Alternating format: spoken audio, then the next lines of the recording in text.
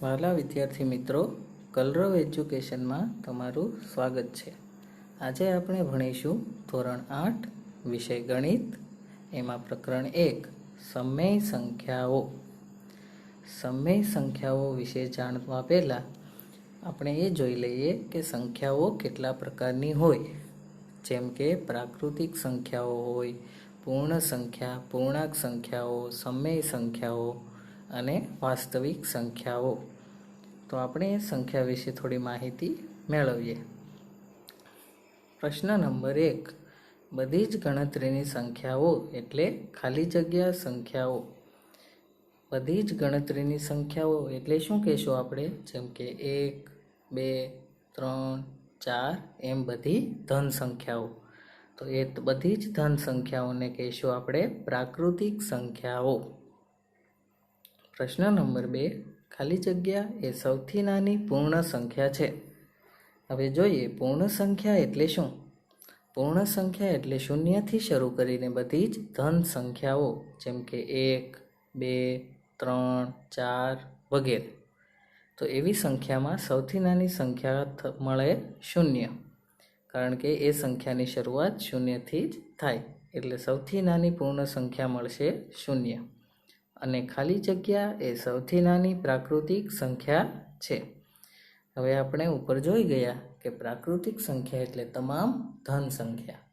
તો તમામ ધન સંખ્યામાં સૌથી નાની પ્રાકૃતિક સંખ્યા મળશે 1. એટલે કે 1 એ સૌથી નાની પ્રાકૃતિક સંખ્યા છે. પ્રશ્ન નંબર 3, શૂન્ય, ધનપૂર્ણ અને ઋણપૂર્ણ સંખ્યાઓનો સમૂહ એટલે ખાલી જગ્યા સંખ્યાઓ. તો એવી સંખ્યાઓ જેમાં શૂન્ય, ધન સંખ્યા અને ઋણ સંખ્યા એવી બધી સંખ્યાઓનો સમૂહ એક આપણે ભેગો કરીએ, એટલે કે એક જૂથ બનાવીએ, તો એવી સંખ્યાને કહીશું પૂર્ણાંક સંખ્યાઓ. બધી જ પૂર્ણાંક સંખ્યાઓ જેમાં શૂન્ય, તમામ ધન અને તમામ ઋણ સંખ્યાઓનો સમાવેશ થાય. પ્રશ્ન નંબર 4, 0.7, -1.4 વગેરે ખાલી જગ્યા અપૂર્ણાંકો છે. હવે આપણે જોઈએ કે 0.7 એક એવી સંખ્યા છે દશાંશ ચિહ્નવાળી સંખ્યા છે, એટલે કે પોઈન્ટવાળી, કે જેને આપણે અંશ અને છેદ સ્વરૂપે લખી શકીએ.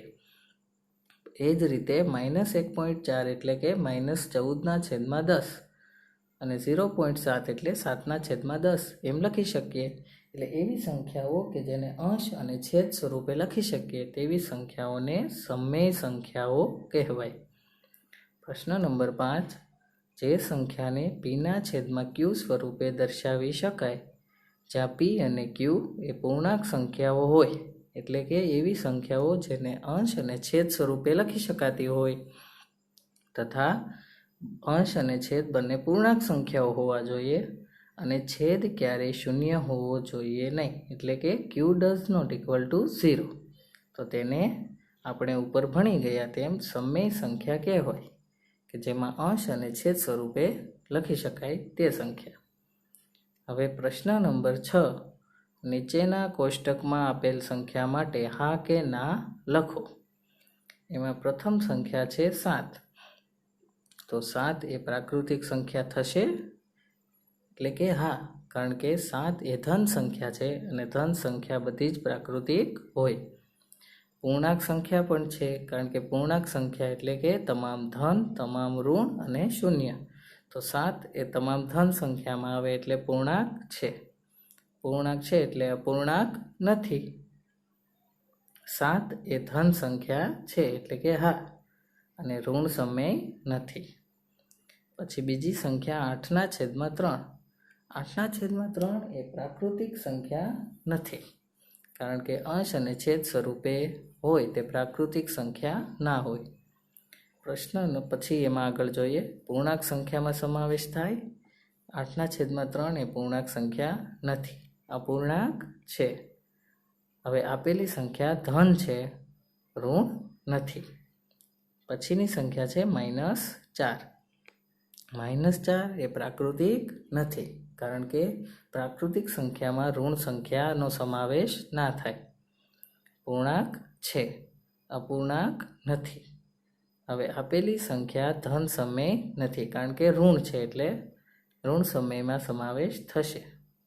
પછી છે -2/3. એ પ્રાકૃતિક નથી, પૂર્ણાંક નથી, અપૂર્ણાંક છે, કારણ કે અંશ અને છેદ સ્વરૂપે લખી શકાય. ધન સંખ્યા નથી, કારણ કે આગળ ઓછાની નિશાની છે એટલે કે ઋણ કહેવાય, એટલે કે ઋણ સમય છે. પછીની સંખ્યા છે વર્ગમૂળ 9. હવે આપણે જાણીએ છીએ કે 9નું વર્ગમૂળ મળે 3, એટલે કે વર્ગમૂળ 9 બરાબર સંખ્યા મળશે 3. તો 3 એ પ્રાકૃતિક સંખ્યા છે, એટલે હા. પૂર્ણાંક હા. અપૂર્ણાંક નથી, કારણ કે અંશ અને છેદ સ્વરૂપે લખી શકાતી નથી. ધન સમય છે, ઋણ નથી. પછી છે આપણને આપેલી સંખ્યા 3/13. એ પ્રાકૃતિક નથી, પૂર્ણાંક પણ નથી, અપૂર્ણાંક છે, કારણ કે અંશ અને છેદ સ્વરૂપે આપેલી છે. ધન સમય સંખ્યા છે અને ઋણ નથી, કારણ કે ઓછાની નિશાની નથી. અને છેલ્લી સંખ્યા છે 0, જે પ્રાકૃતિક નથી, પૂર્ણાંક છે, કારણ કે પૂર્ણાંક સંખ્યામાં 0 આવે, અપૂર્ણાંક નથી. હવે જોઈએ કે 0 એ ધન કે ઋણ બંનેમાંથી એકેયમાં સમાવેશ ન થાય. 0 એ ધન પણ નથી અને ઋણ પણ નથી. હવે વિકલ્પવાળા પ્રશ્નો જોઈએ તો ક્રમ 7, નાનામાં નાની પૂર્ણ સંખ્યા ખાલી જગ્યા. હવે આપણે પૂર્ણ સંખ્યા જોઈ ગયા મિત્રો. પૂર્ણ સંખ્યા એટલે શું? 0થી શરૂ કરીને તમામ ધન સંખ્યાઓ. તો એમાં સૌથી નાનામાં નાની પૂર્ણ સંખ્યા કઈ મળે? 0, કારણ કે શરૂઆત થાય છે 0થી. અને મોટામાં મોટો ઋણ પૂર્ણાંક ખાલી જગ્યા છે.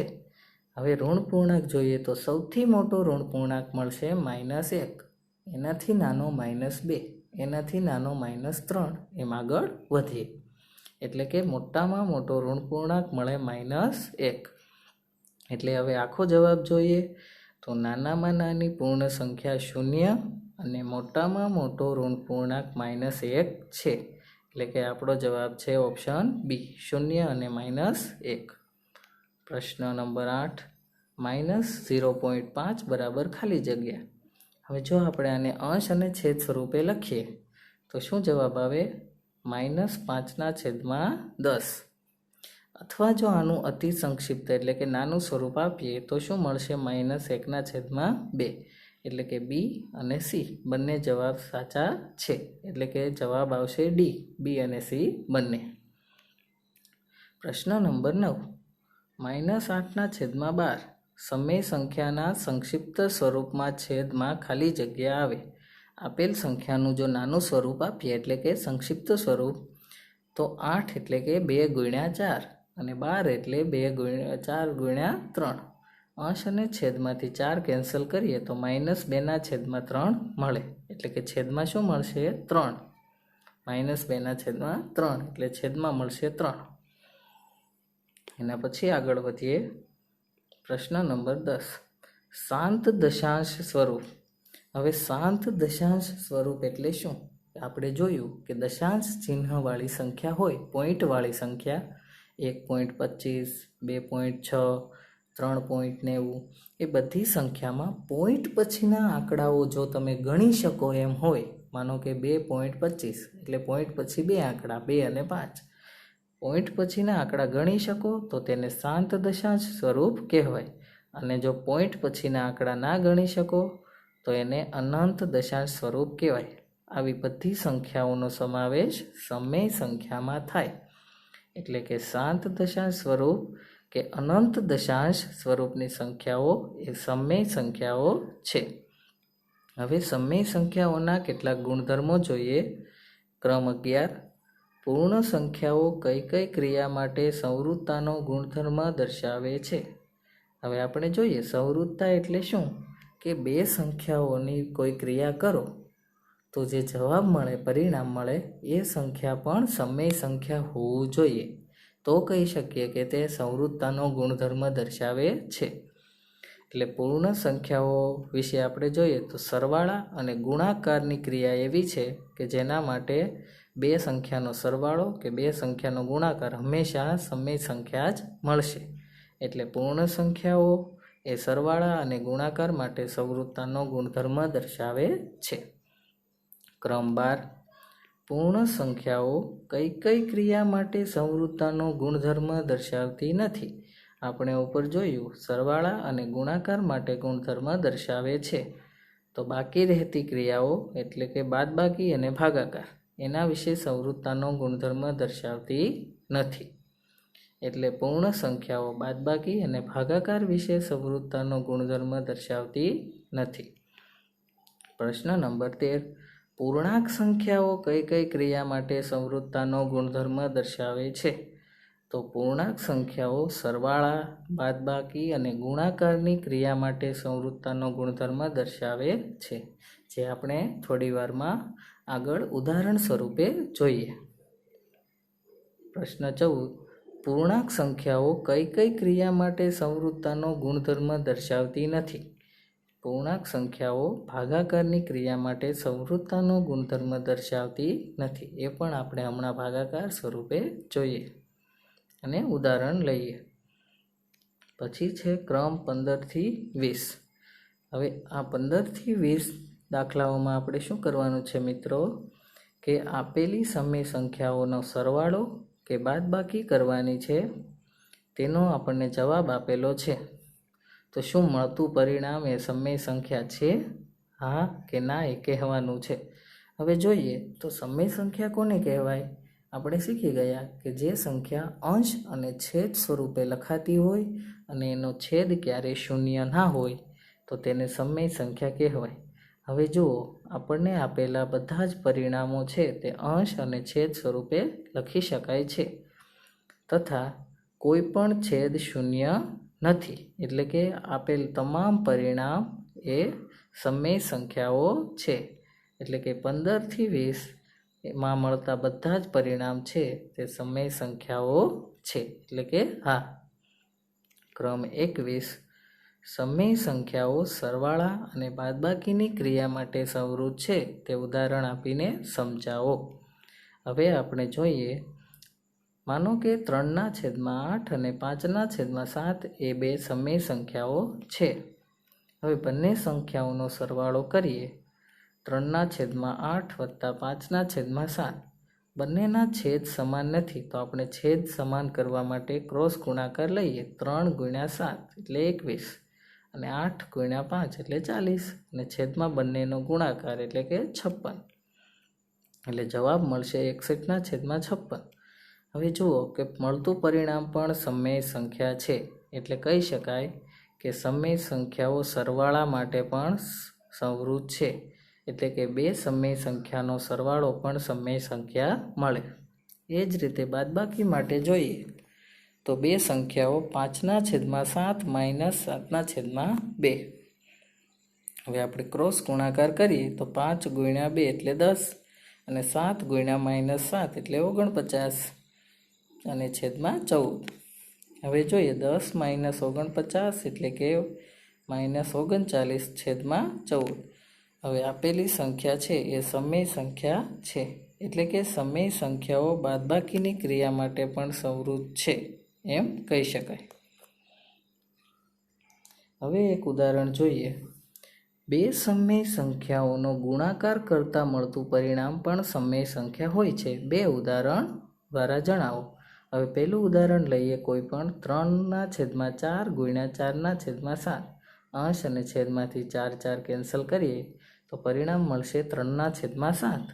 હવે આ મળતું પરિણામ સમય સંખ્યા છે. એ જ રીતે બીજું પરિણામ જોઈએ. -3/4 × 7/2. હવે ગુણાકાર કરો તો 7 × 3 21, પણ 3 માઇનસ હોવાથી નિશાની માઇનસ, અને 4 × 2 8. તો આ પરિણામ પણ સમય છે. એટલે કે બે સંખ્યાઓ હોય, બે સમય સંખ્યા, એનો ગુણાકાર પણ હંમેશા સમય સંખ્યા જ મળે. એટલે કે બે સમય સંખ્યાઓનો ગુણાકાર છે એ સંવૃત છે. હવે 22મો પ્રશ્ન. કોઈ પણ સમય સંખ્યા એ માટે એ ભાગ્યા ખાલી જગ્યા એ અવ્યાખ્યાયિત છે. આપણે જોયું કે કોઈ પણ સંખ્યાના છેદમાં શૂન્ય હોઈ શકે નહીં, કારણ કે એવી સંખ્યા તો વ્યાખ્યાયિત જ નથી, એનું તો કોઈ અસ્તિત્વ જ નથી. એટલે એ ભાગ્યા શૂન્ય એ અવ્યાખ્યાયિત છે.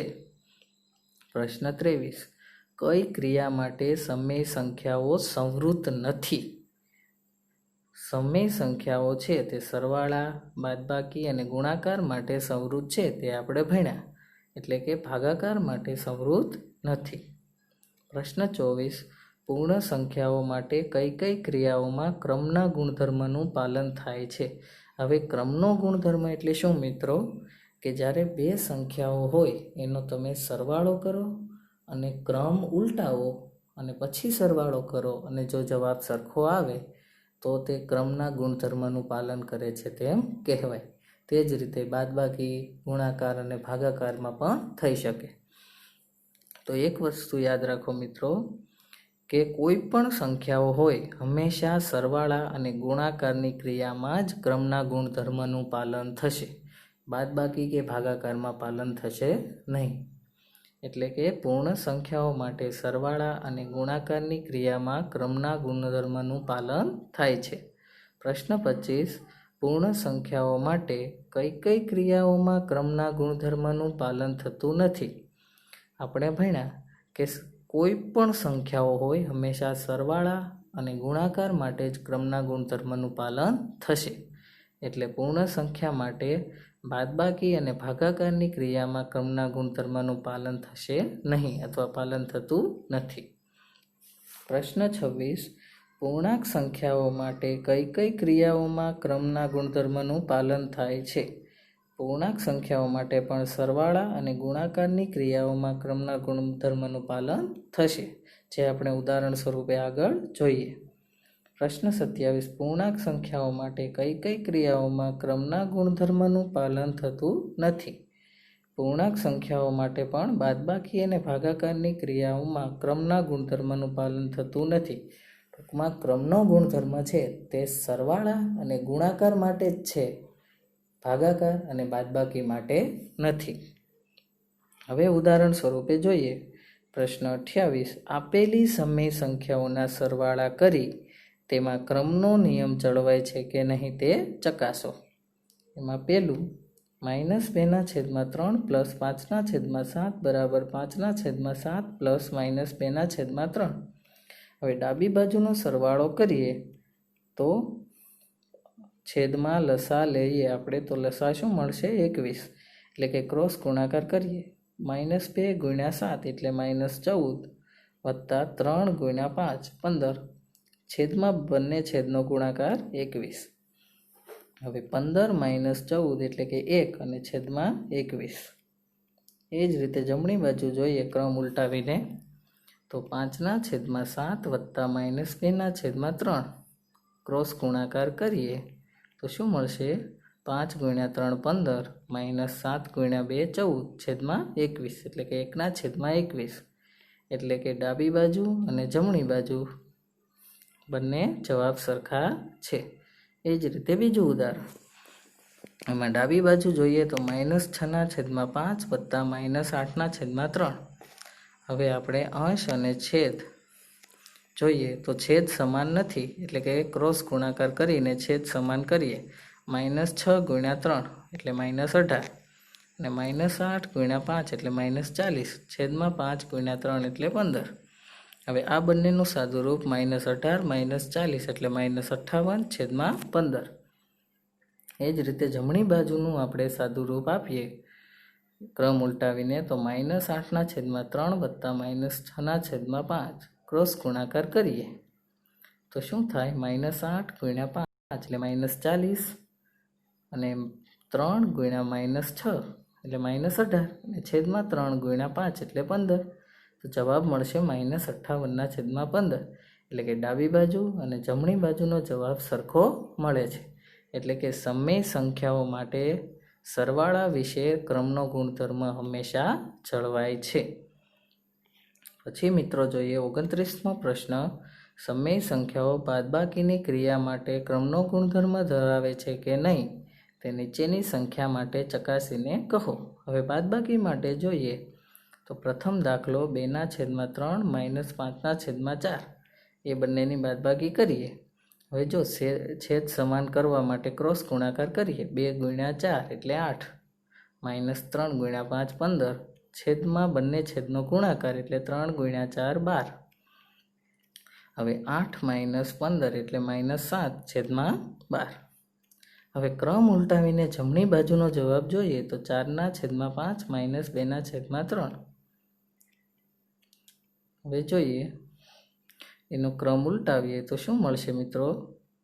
4 ગુણ્યા 3 અને 5 ગુણ્યા 2. અથવા આપણે બંનેનો લસા લઈએ તો શું મળશે? 15. એ રીતે આપણે આગળ જો પ્રોસેસ કરીએ તો જવાબ શું મળે છે? 7/12. અહીંયા જો ક્રોસ ગુણાકાર કરીએ 4 ગુણ્યા 3 12 અને 5 ગુણ્યા 2 10. એટલે કે 4 ગુણ્યા 3 12, એમાંથી આપણે 10 બાદ કરીએ તો કેટલા વધે? 2 અને છેદમાં 15. હવે આપેલ દાખલો છે એ પ્રમાણે જો આપણે જોઈએ તો ક્રમનો નિયમ ઉલટાવવાનો છે. પરંતુ અહીંયા જો આ દાખલામાં આપણને અહીંયા થોડી ભૂલ આપેલી છે. કેમ હોવું જોઈએ? બંનેની બાદબાકી સ્વરૂપ આપણે લઈએ તો 5/4 - 2/3 હોવું જોઈએ. જ્યારે અહીંયા શું આપેલું છે? 4/5 - 2/3 છે. પણ જો 5/4 - 2/3 કરીએ તો ક્રોસ ગુણાકાર મળશે 15 - 8 અને છેદમાં 12, એટલે કે +7/12. એટલે કે આ બંને જવાબ સરખા નથી. એક ધન છે, એક ઋણ છે. એટલે ડાબી બાજુ અને જમણી બાજુ સમાન નથી. એ જ રીતે બીજું જોઈએ. એમાં ડાબી બાજુ 1/2 - 3/5 ક્રોસ ગુણાકાર કરીએ તો 5 - 3 ગુણ્યા 2 એટલે 6 અને છેદમાં 2 ગુણ્યા 5 એટલે 10. 5માંથી 6 બાદ કરીએ તો -1/10. એ જ રીતે જમણી બાજુ જોઈએ. ક્રમ ઉલટાવતા 3/5 - 1/2 ક્રોસ ગુણાકાર કરીએ તો શું મળશે? 6 - 5/10 એટલે કે 1/10. હવે જુઓ, એક જવાબ ઋણ છે અને બીજો ધન, એટલે કે બંને સરખા નથી. ડાબી બાજુ અને જમણી બાજુ સરખી નથી. એટલે સમય સંખ્યાઓ છે એમાં બાદબાકીની ક્રિયા માટે ક્રમનો ગુણધર્મ ધરાવતી નથી અથવા ક્રમનો ગુણધર્મ જળવાતો નથી. પ્રશ્ન નંબર 30. સમય સંખ્યાઓ ગુણાકારની ક્રિયા માટેનો ક્રમનો ગુણધર્મ ધરાવે છે કે નહીં તે નીચેની સંખ્યાને ચકાસીને કહો. હવે જોઈએ મિત્રો, એમાં ક્રમ 1 ડાબી બાજુ -7/3 ગુણ્યા 6/5 એનો ગુણાકાર કરીએ તો -7 ગુણ્યા 6 એટલે -42 છેદમાં 3 ગુણ્યા 5 એટલે 15. એનું જો નાનું સ્વરૂપ આપીએ તો શું મળશે? 3 વડે ભાગો અંશ અને છેદને તો -14/5. એ જ રીતે જમણી બાજુ જો ક્રમ ઉલટાવીએ તો 6 ગુણ્યા 7 એટલે 42 છેદમાં 5 ગુણ્યા 3 15, પણ 42 માઇનસ, કારણ કે 7ની નિશાની ઋણ છે. અંશ અને છેદને 3 વડે ભાગો એટલે -14/5. તો જો બંને પરિણામ સરખા છે એટલે ડાબી બાજુ બરાબર જમણી બાજુ. એ જ રીતે બીજો દાખલો જોઈએ. એમાં ડાબી બાજુ -8/9 ગુણ્યા -4/7. હવે જો અહીંયા ગુણાકાર માઇનસ પ્લસ 8 ગુણ્યા 4 32 છેદમાં 9 ગુણ્યા 7 63. એ જ રીતે જો ક્રમ ઉલટાવીએ તો જવાબ મળે છે 32/63. એટલે કે ડાબી બાજુ ને જમણી બાજુ સરખી છે. એટલે કહી શકાય કે સમય સંખ્યાઓ ગુણાકારની ક્રિયા માટે ક્રમનો ગુણધર્મ ધરાવે છે. હવે છેલ્લું ઉદાહરણ જોઈએ ભાગાકાર માટે. સમય સંખ્યાઓ ભાગાકારની ક્રિયા માટે ક્રમનો ગુણધર્મ ધરાવતી નથી તે ઉદાહરણ આપી સમજાવો. હવે જોઈએ 3/5 ભાગ્યા 7/3. એ બે સમય સંખ્યાનો ભાગાકાર લઈએ તો 3/5 ગુણ્યા એટલે કે જો ભાગાકારની નિશાનીને આપણે ગુણાકારમાં ફેરવીએ તો અંશ અને છેદ ઉલટાવી જાય એટલે 7/3નું શું થાય? 3/7. હવે ગુણાકાર કરો તો 3 ગુણ્યા 3 9 છેદમાં 5 ગુણ્યા 7 35. એ જ રીતે હવે ક્રમ ઉલટાવીએ તો 7/3 ભાગ્યા 3/5. બરાબર 7/3. હવે ભાગાકારની નિશાનીને ગુણાકારમાં ફેરવીએ તો અંશ અને છેદ બંને ઉલટું થાય, એટલે 3 છે તે છેદમાં જાય, 5 અંશમાં, એટલે કે ગુણ્યા 5/3. હવે ગુણાકાર કરો, 7 × 5 35, છેદમાં 3 × 3 એટલે 9. હવે બંને જવાબ છે તે સરખા નથી, એટલે કહી શકાય કે સમમેય સંખ્યાઓ ભાગાકારની ક્રિયા માટે ક્રમનો ગુણધર્મ ધરાવતી નથી. એટલે પ્રશ્ન 31 જુઓ, સમમેય સંખ્યાઓ કઈ કઈ ક્રિયાઓમાં ક્રમનો ગુણધર્મ જાળવે છે. હવે આપણે ઉદાહરણથી શીખી ગયા કે ક્રમનો ગુણધર્મ હંમેશા સરવાળા અને ગુણાકારની ક્રિયાઓમાં જળવાય છે. એટલે કે સમમેય સંખ્યાઓ સરવાળા અને ગુણાકારની ક્રિયાઓમાં ક્રમનો ગુણધર્મ જાળવે છે. પ્રશ્ન 32, સમમેય સંખ્યાઓ કઈ કઈ ક્રિયાઓમાં ક્રમનો ગુણધર્મ જાળવતી નથી. આપણે એ પણ ઉદાહરણ દ્વારા જોઈ ગયા કે સમમેય સંખ્યાઓ બાદબાકી અને ભાગાકારની ક્રિયાઓમાં ક્રમનો ગુણધર્મ જાળવતી નથી. હવે આપણે જોઈએ જૂથનો નિયમ.